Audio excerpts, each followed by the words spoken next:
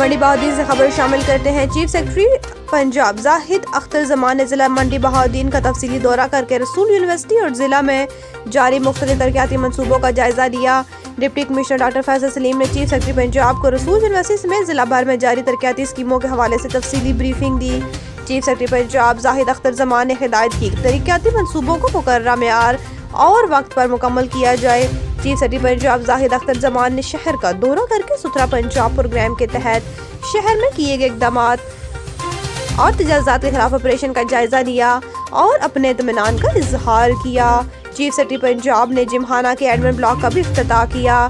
Deputy commissioner ने chief secretary को जिमखाना के क़याम समेत दीगर जिमखाना में सहूलियात के हवाले से तफसीली ब्रीफिंग दी। चीफ सेक्रेटरी पंजाब जाहिद अख्तर जमान का कहना था कि जिला मंडी बहाउद्दीन के लिए state of the art Gymkhana के क़याम के लिए तमाम मुमकिन इक़दाम किए जाएंगे। उन्होंने जिमखाना की तामीर साफ शफाफ अंदाज में मुकम्मल करने की हिदायत की। चीफ सेक्रेटरी पंजाब जाहिद अख्तर जमान ने जिमखाना के लॉन में शजरकारी मुहिम के तहत टेक्सोडियम का पौधा भी लगाया।